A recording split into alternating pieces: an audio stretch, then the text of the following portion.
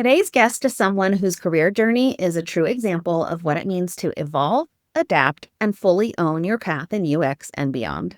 Jonathan Bond has spent 25 years in design with over 15 in product design. He's self-taught, deeply curious, and has built a career around meaningful products, mentoring designers, and leading with both heart and strategy. After years in UX, he made the leap into product management and now blends design thinking with business impact as a product lead at a startup. He's also freelanced, consulted, taught as an adjunct professor, and mentored countless designers, including me. And today, he's sharing what he's learned from every chapter.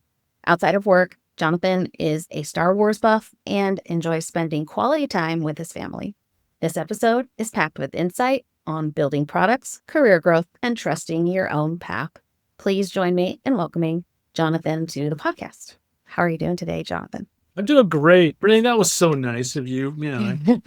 That guy sounds pretty cool. I don't know if that's me though. Yeah, my other guests have kind of made similar comments, and it's like, it really is kind of cool to hear somebody else's point of view, right, of your accomplishments or your career or who you are, because we often don't think of ourselves that way. So, Oh, isn't that crazy? yeah. The 25 years, that's what got me. Oh my gosh. I was reading on LinkedIn and someone put dinosaur. I was Oh, like, oh, I might resemble that comment. So I don't know. well, that just means you have a lot of wisdom to share, even though you may not feel like it. Yeah, exactly. That's funny. Well, Jonathan, can you start off with just sharing your background, how you got into design, how your career has evolved over time, and where you are now? Yeah. So when I was born, no, I'm just kidding. It goes back to college, right? I was trying to look for a career. I wanted to be a teacher. And I think we talked about that, you and I earlier on. I just love teaching. It was just so fun for me to help others just see that light turn on. And so I just didn't think that was going to honestly pay the bills. And so I took an art history class at Utah Valley State University back in the day. Um, and it just reminded me of all the interest I had and love of art. And that just kicked me into the design field. I finished my degree at Utah State University. And yeah, I just jumped right into marketing design and did that for about 10 years. It was really fun, really hard because you have all these hopes and dreams, when you're in school and you're like, oh, I can't wait to change the world with my color palette. It doesn't quite go that way, so. But yeah, so some hard knocks, but I was able to do freelance. I was a freelance designer for about 4 years. And that's when I started reading about and hearing about this UX thing. I was like, man, what is this? This sounds really interesting. And it just felt like an involvement of my own design philosophy. So yeah, I jumped right in and met a lot of the people I think you're working with now back in that time. And yeah, I just been doing UX ever since. And I've done lots of different startups. I'm trying to look at my website. I'm like, oh yeah, I did 8 startups, 6 product launches, tons of time mentoring others. I even did go back to UVU and was an adjunct professor there for a bit. And yeah, so yeah, that's kind of me. And I just bouncing around, still trying to figure it out. I know a few tricks, but that's about it. Yeah, I know before we started recording, you were talking about all the startups that you joined. And what is it about a startup that really appeals to you? Oh, it's just so addicting. The energy, the excitement. Hey, we're just scrappy. We just want to get stuff done. We want to go, go, go. And yeah, I still feel that even today. I've been working on a few side projects, trying to think of products that might be able to bring some value to individuals and businesses. And so, yeah, it's still a bug and I still got it. And I don't know if it'll ever go away. Yeah. I haven't had an experience. I mean, maybe a little bit when I worked with you, but I haven't had a full-on startup experience. It sounds like a lot of responsibility because you're wearing lots of hats. How do you manage that piece of it, I guess? I'm curious about. Yeah. I mean, you really just have to jump in and start, you know, figuring it out as you go along sometimes. Mhm. But I think the skills that designers are given in school or in books and I mean, that mode of thinking, I think, is really where we bring value to the table of trying to understand the context, understand the audience or the individuals that will use the product, and just sort of walking through that, that process of understanding, getting a clear handle on the problem. And then sometimes the solution just sort of appears when you have a clear understanding of what the problem is. And so, Mm. yeah, I think that's where I lean on is the design process. Yeah. Yeah, that makes sense. I mean, especially in a startup where you're building it from the ground up and you're like, who's using this? Who are we marketing to? How is this going to help them? Versus like jumping into the middle of a product that's already built that people think they know who it's for and how they use it. And so it's just, two different ways of approaching the same problem, but it might be kind of fun to be able to build it from it. So I can Yeah, see for sure. that. And I've had experience with both. Like I've joined startups that are already out, it's already working, it's going. And then how do we solve problems like revenue and growth and all the rest? And so, yeah, it's just a different environment and it's really fun. But it has a potential and of course the downside too. I've been laid off, from many startups, so it's not always fun. I'm curious.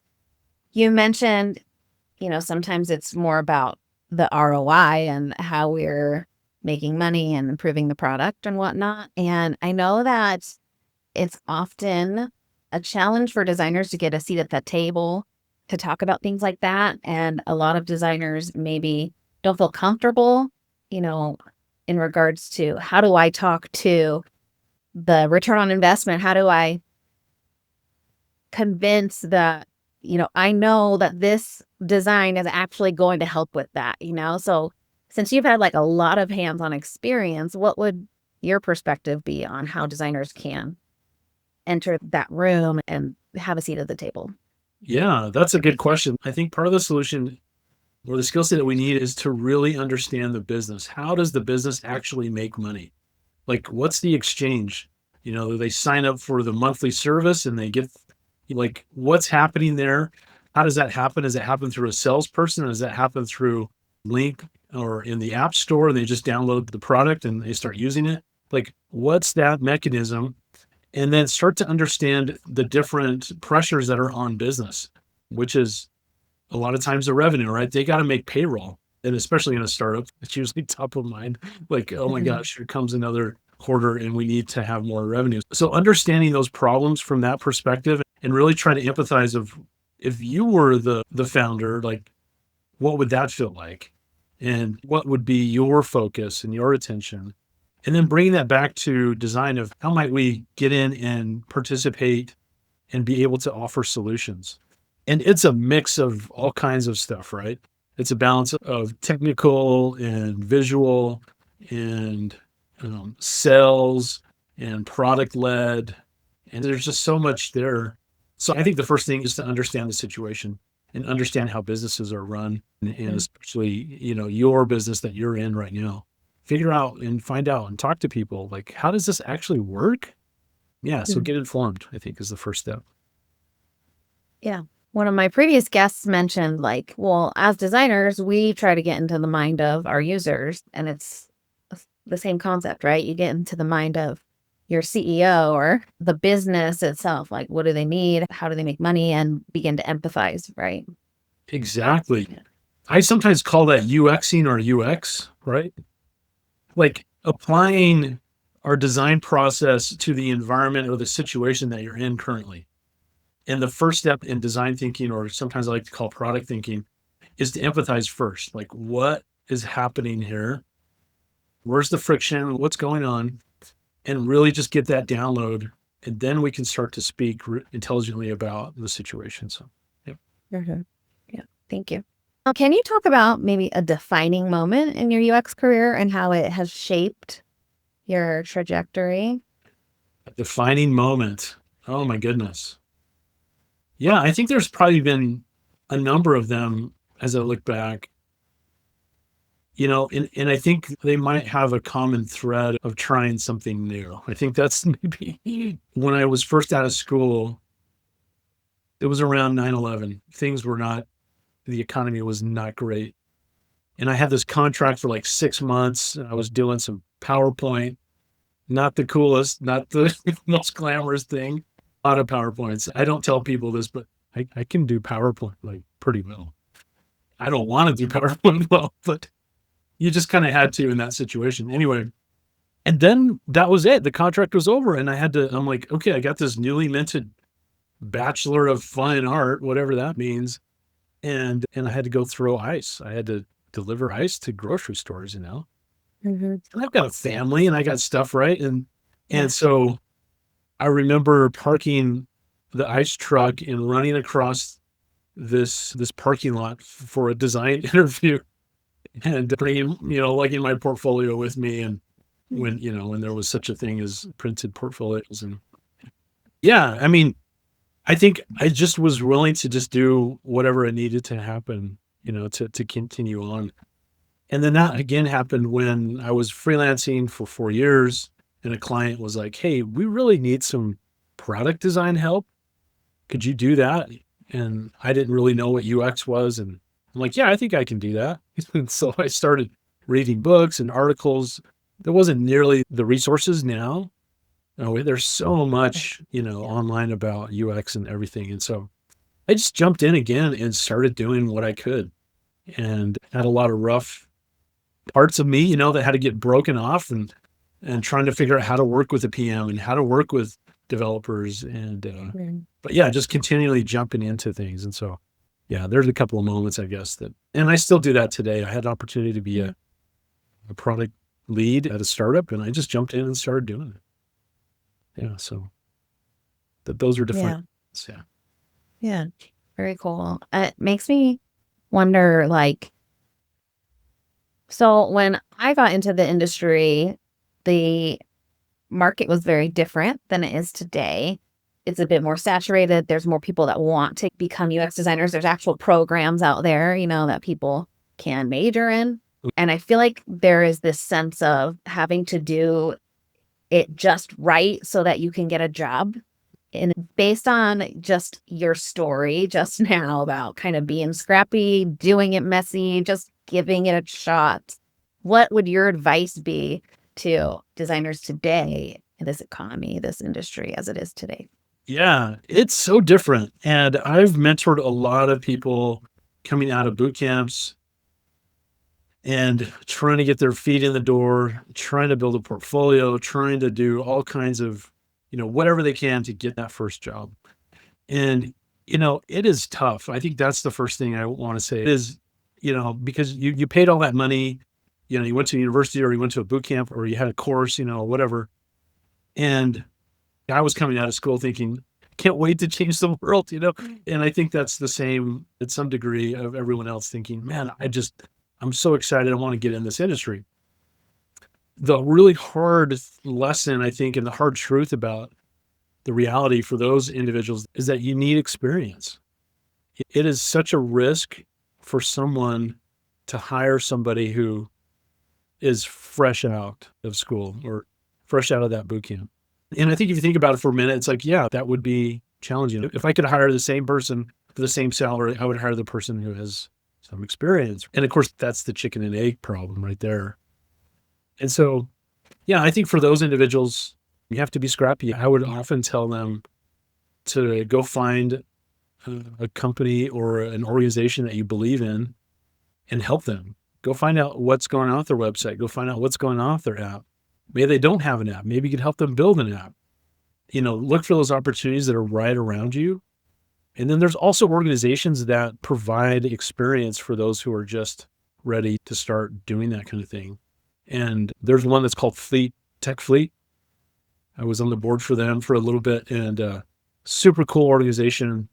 And that's what they try to do is they match nonprofits with individuals that want to work in tech and product. And they put together a team of PM and UX and dev, and they just go after it. And anyway, it's super cool. So yeah, that's my kind of standard advice. Just Mm. get out there and start doing it. It's hard, but yeah, you just got to go as best you can. Yeah. Thank you first of all, just validating it's hard, right? Like we know. Right. but that it's about like looking at opportunities around you and paying attention Yeah. to needs, right? And you could say that about any industry, I think. If you're trying to find a job in any industry, you're struggling, it's not going as planned, then what is something around you that you can jump into and say, "Hey, I can help you with that," Yeah. to serve in some way, yeah. Yeah. And it is tough. Like, so to be a little vulnerable here, I was out of work for 7 months last year. Mhm. Like, I couldn't land a job to save my life. There were so many different things happening at the same time. There were massive layoffs. I think the height of the layoffs was around 2022, and then it started to come down. I think it was like 400,000 in tech, and then it came down to like 3, and then Mhm. by last year, it was still pretty high. I submitted over 100 different applications and had many, many interviews to the last round. It was just brutal. So this is a weird time, even for someone who has experience. Like, you'd think I could just walk into a Yeah, job. No, yeah, it wasn't quite that easy. It was overwhelming to understand that there were hundreds and in some cases thousands of applicants to one position. yeah, That is a nightmare situation. But yeah, what works out of boot camp is not the same as what works when because even out of boot camp, you're still competing with all those who are been laid off. The Facebook right. people, the whoever, they're all looking for gigs and they have a lot of good experience and they're almost willing to take any sort of position. So yeah, it's still kind of that way, I think. Mhm. So yeah, it's rough out there. It's still hard. Yeah. There are 2 thoughts that come to my mind, so I'm just trying to decide which one. So, I mean, we've talked a little bit about it, but since you've mentored many a designer, what advice would you give?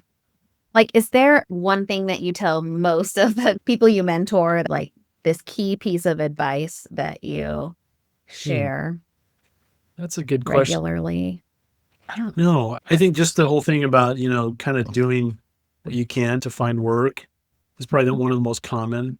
Otherwise, I really try to listen to what's happening when I'm talking to an individual, and they're showing me their portfolio.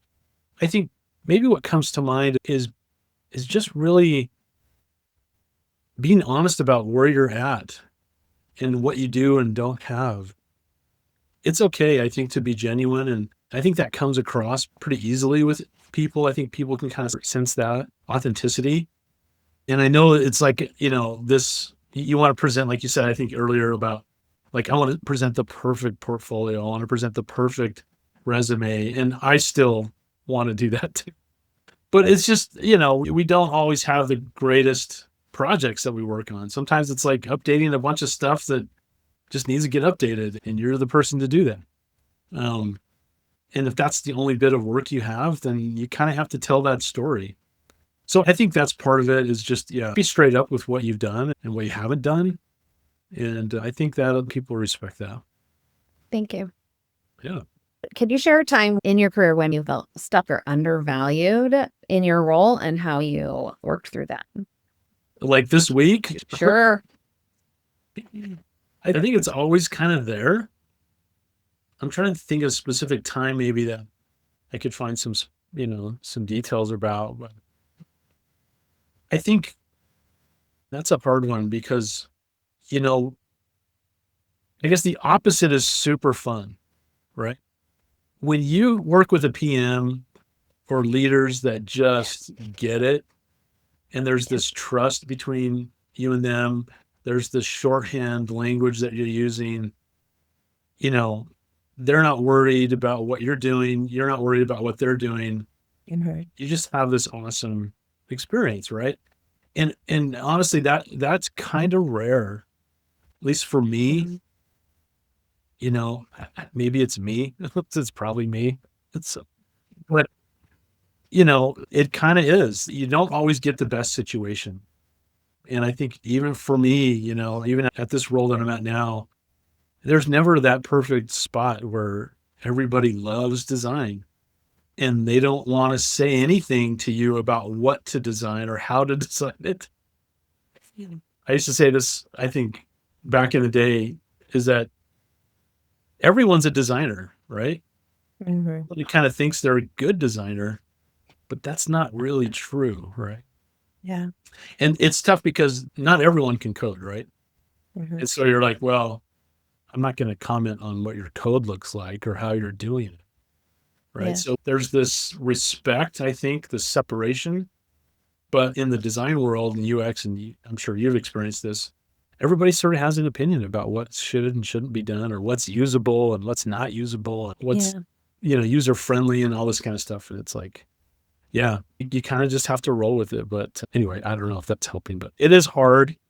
Um, yeah, to get to those great experiences. But when you do, man, hang on. That's a good one. Yeah. I like, sorry, you said hang on, and it just like triggers something in me. Sorry. So recently, my PM and I, we were separated. He was reassigned to another team, and it was like he's been my PM for 3.5 years, Oh, yeah. and it was really hard. Yeah. And I felt like the new PM that I was working with, I recognized areas where I needed to grow as a person in order to be able to work well with him, and particularly in the way that I communicate. And so I've been really like working on this relationship and trying to settle in, right? Yeah. Um, and we had layoffs a few weeks ago, He was, and now our design team is down, many designers, and I am paired back up with my other PM because I have two teams now. oh, yeah. So I've been working with my PM for 2 weeks now, and it's like night and day. The feelings are the ease, the flow is just like I didn't realize I missed it so much. Like I thought I was doing all right. You know what I mean? Yeah. Like with this new Yeah. situation, and I realized it's been hard, Yeah. And so Yeah. I'm sorry. I'm just so grateful to have that experience because like when we were separated, like it sounds like Yeah, it was a big deal. it is a big deal. It is. Like when it happened, I was like, oh, I lost my train of thought. When you're first separated, maybe? Oh, yeah. And So you said, hang on. yeah, And I remember having moments over the past 3 years where I was like, I need to be really grateful for this right now because I know it's not going to be forever, you know? yeah, And then it happened. yeah, And I was just really sad because I knew that and I tried not to dwell on it, but I knew it was going to happen eventually. And it was still just as hard as I thought it was going to be. It, yeah. was like, enjoy it now, like, so anyway, that's Well, what makes me go. that's a great lesson right there, is just enjoy where you're at, even if it's rough. And that's kind of, yeah, man, when you're just vibing with somebody and you're just in the flow, it is so amazing. You feel empowered, you feel listened to, you feel cared for, you feel like you could take on the world, just your little team, and you can just go bust it out. And leadership's going to be so excited to hear what you guys are doing. And they're not afraid to give you guys the hardest problem that's on their plate. You know, that's where I want to be. And it just doesn't always happen, you know? And it Yes. is personal. It is a connection you make with somebody. And it is emotional. Like, you know, hey, that's life. We're humans. We're not just Yeah. robots showing up to do UX, So, so we're going to get connected to each other. And I love that you've had that experience. And because that's the thing though. The growth comes through the hard stuff. I wish it was like just a book you could read and be like, okay, cool, I leveled up. I'm like, nope, sorry. Yeah. You're gonna have to go through some hard stuff, and then on the other side, you'll be better for it, because you'll be like, okay, I remember how awesome it was. And this person you're working with now may turn out to be just as awesome, but in a different way. Yeah. And so yeah, that's hard stuff. Sorry about that. I've been hit hard lately. A lot of great Yeah. people. So Yeah. tough to see people go. Yeah. Speaking of us not being robots, but potentially being replaced by, how do you see AI changing the landscape of UX design? Here's my hot take. No, I am really jumping in with both feet. I have a folder in my browser just has AI tools. And I signed up for Lenny's, you know, thing, and I got all access to all the AI things, or at least that bundle. And I've been doing lots of prototyping in V0 and trying to understand what this world looks like Mm. and what the future might be. I mean, who knows? But yeah, to me, it's a tsunami that's coming to change everything. And I don't feel like it's hyperbole. It sounds like it, but I'm afraid that it might be right. That's the scary thing of it. Mm. Now, what I see today is it's a great partnership. And I think there's some hesitancy, even within my own UX team. There's a few individuals who are like, okay, cool. But there are, I think, many more who are like, what the crap? I want to work, I want to make money. And so Yeah. there's this fear. And I think that's not helpful. And I don't think it's understandable for sure.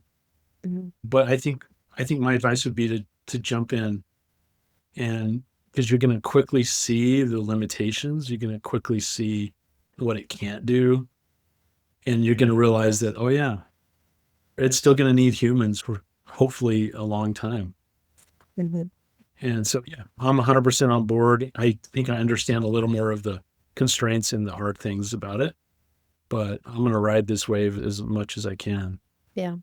Or is there any tool in particular that has resonated with you the most, that you enjoy using the most? Yeah, I think V0 is the one that I'm currently have the most familiarity with.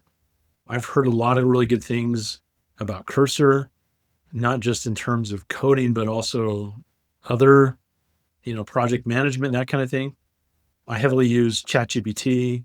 I mean, I pay for it personally. I probably could get reimbursed, I guess, by the company, but I use it almost for everything.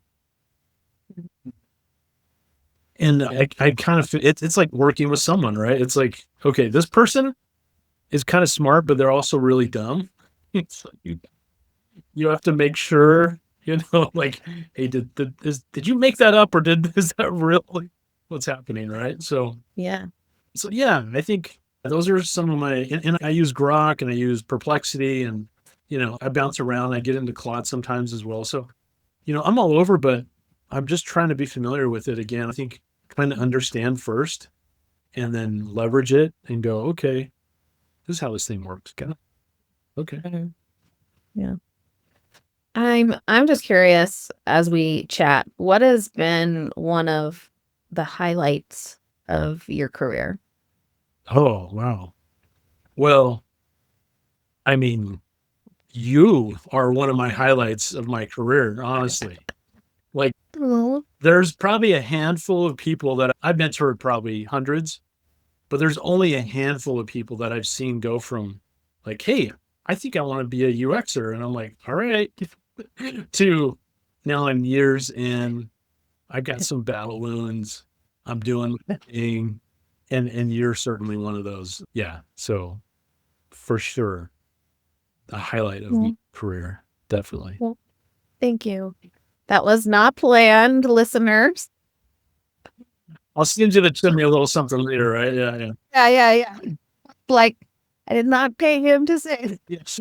Not at all. No, but honestly, I mean, that's the joy of this. I think that kind of goes back to my teaching sort of inclination. Yeah. Yeah. Is I love to see that growth. I love to see the light bulbs come on. I love to see success. And success is just taking another step forward to me a lot of times.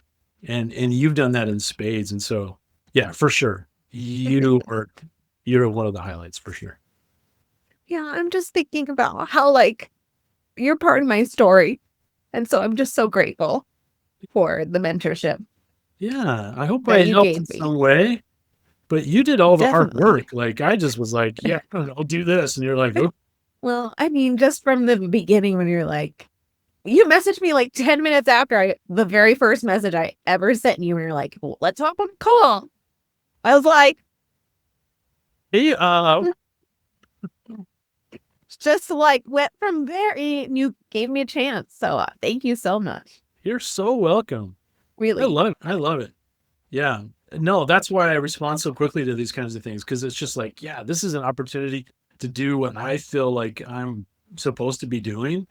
I think I'm supposed to be helping people, and that doesn't always happen. But when I have the opportunity, I'm going to jump on it. I love it because you can tell like how, like you were talking about earlier, being genuine, being authentic, and building a career around your values, right? And like wanting to serve and help and teach people. So yeah, I think it's Yeah.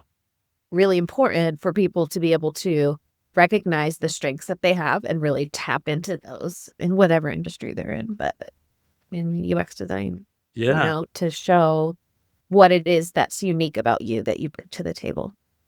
Yeah. I think that's great advice. Like what you just said, for those that are in their mid career and looking for, like, what do I do next? How do I get the seat at the table?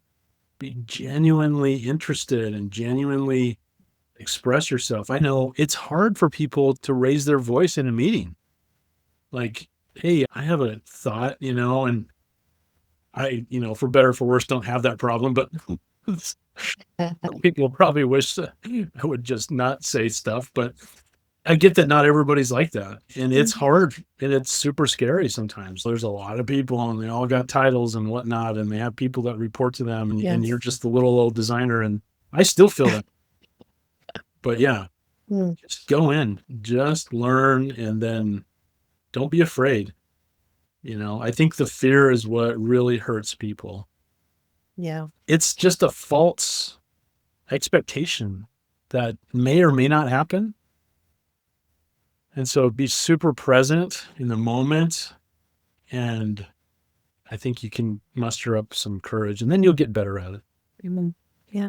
Thank you. Yeah.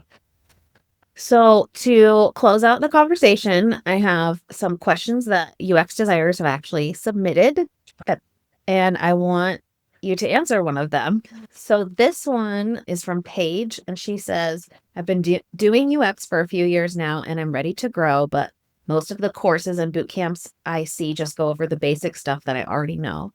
And I want to learn new skills to help me think bigger and be more confident in my role. So where can I go to learn more advanced UX skills that actually help me grow as a designer? Oh, wow. That's a great one. I don't know if I have any recommendations.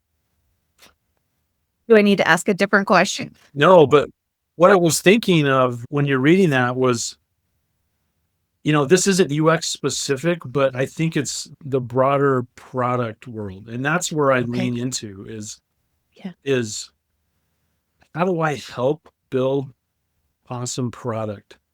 And so what I would recommend, and again, this isn't UX, but what I would recommend is to lean into product management.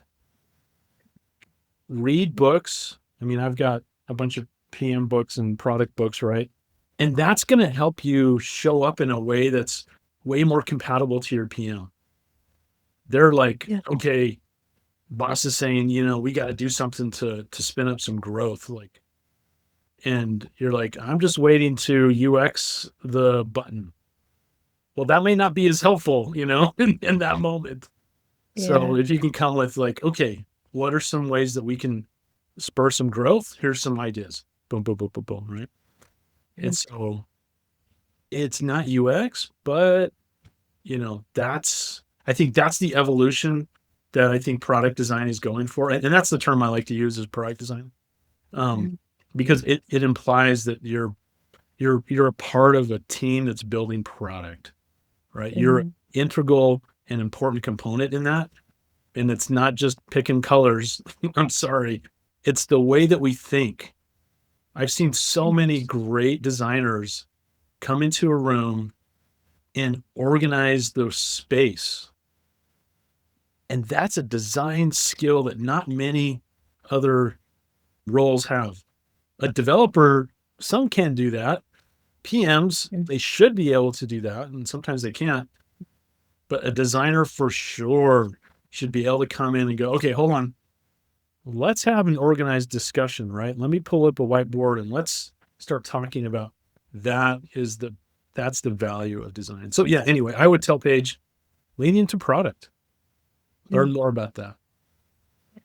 I like that because it goes back to what we said earlier, right? Of like getting into the minds of the people you work with so that you can better address the things that come up in the areas that aren't necessarily designy, right? Yeah, and that's okay. And I think I know what she's meaning is like, how can I become a better interaction designer? How can I do, and I don't know right now what I would do. I would go find somebody who is like the top guy or the lady or whoever built an app that you love. Like, go find out what that is. Like, I really love, I don't know if you know All Trails, the app that Oh has, yeah. love that app. There's another app called Libby where you can like check out books from different, that is such a cool app. Oh my gosh. I love that thing. It's so different, but so well put together. Mhm. Like, I don't know who that person is, but dang, that team is, they are killing it. Yeah. Um, that's who I would do is, yeah, reach out to someone who you admire their work and start talking to them. Yeah, Yeah. I love it. Don't be afraid to reach out. exactly. Just try. Just Yeah. jump in and go for it. Yeah. I love it. Well, Jonathan, thank you so much for being here.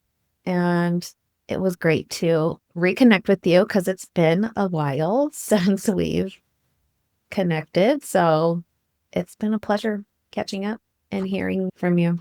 You're so kind. Thank you for inviting me. I'm happy to be here. So thanks again. Awesome.